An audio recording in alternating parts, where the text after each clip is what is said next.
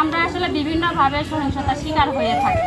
কিশোর কিশোরীরা দেখা যায় যে আসলে শারীরিকভাবে, মানসিকভাবে বা তিরস্কারমূলক কোনো কথা বলা বা কর্মশিশু বা কিশোরকে যদি কাজে নিয়োগ করা হয়, সেই ক্ষেত্রেও কিন্তু ওই শিশু বা কিশোরেরা সহিংসতার শিকার হয়ে থাকে কি না পারা?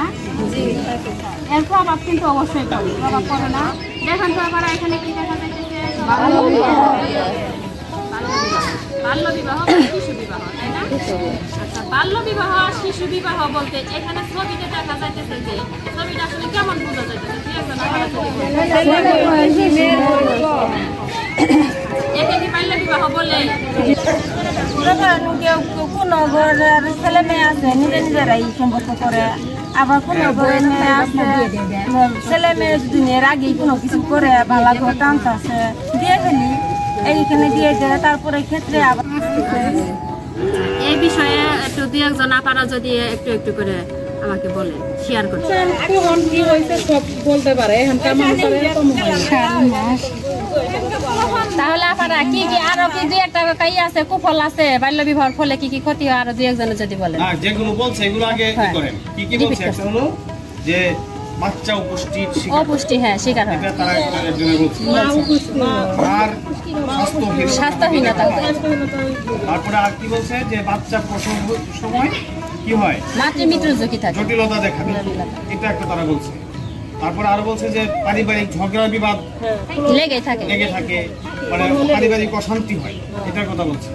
আরো কি কোনো সমস্যা হয় কিনা তারা বুঝতেছি। তারপরেও নিজের মেয়েকে বোঝা মনে করে বা নিচে আরো দুইটা তিনটা সন্তান আছে, তার ছোট ছোট বড় হয়ে যাবে, এই জন্য চিন্তা করে যে আমার সমান হলে কিন্তু আমার বিয়ে দেওয়া কষ্ট হবে। সেই ক্ষেত্রে অনেক কিছু চিন্তা ভাবনা করে তারা বড় মেয়েটাকে বিয়ে দিতে, বড় মেয়েকে বোঝা মনে করে। আমি যদি আমার সন্তানকে বোঝা মনে করি, অন্যের মা বাবা কিন্তু আমার সন্তানকে কখনোই ভালোভাবে রিসিভ করবে না। বাল্য বিবাহ আমাদের সমাজের এমন একটা ব্যাধি যেটার কোনো সুফল নাই।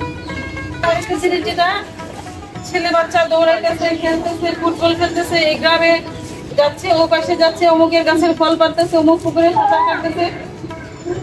মেয়েটা ঘর থেকে বের হলে মেয়েদের তো বাড়াবে।